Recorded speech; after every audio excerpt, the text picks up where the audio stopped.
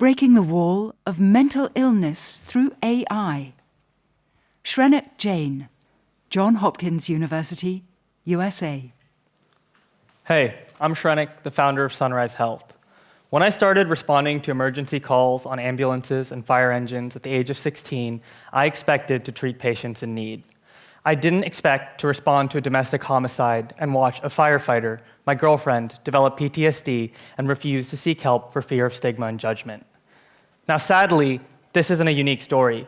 1 in 4 of all Americans have a mental health or substance use condition, and issues like stigma, cost, and accessibility keep the majority of them out of any form of care.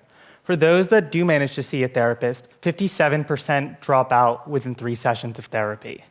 One way to reach the silent majority is through technology, and millions of people have connected with peers they can relate to anonymously through online forums such as Reddit. But this engagement comes at a huge cost: toxicity. And these clinically unregulated forums are rife with malicious users who go as far as to tell vulnerable individuals to go ahead with killing themselves. Our solution is a mobile app for text-based group support that uses AI to keep groups safe and save providers time. Individuals can sign in to a small group at any time from anywhere, while clinicians moderate groups and augment peer messaging with therapy sessions in-app. Now, it's impossible to expect any clinician to read every single message on our platform, so we leaned on natural language processing, the subset of artificial intelligence that deals with human language. We designed novel algorithms to understand the emotional sentiment in messages and automatically detect moderators of critical content, such as suicidality or maliciousness. In one example behind me, you can see that the green messages are general banter that don't need any clinician time.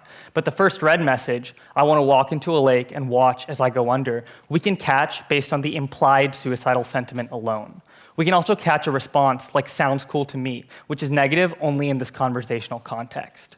These tools allow us to track the sentiment of patients over time in the graph you see, with green being positive and red being negative sentiment, ultimately allowing us to focus providers on the patients who need the most help exactly when they need it, saving a social worker up to 15 hours a week, dramatically increasing their patient capacity. I've taken my undergrad project and turned it into a company that's now 8 people, commercializing with a B2B SaaS model that integrates with existing clinicians. We're live at a dozen pilot sites representing over 1,000 users and have over $100,000 in contracts booked for 2017. I'm excited to take your questions.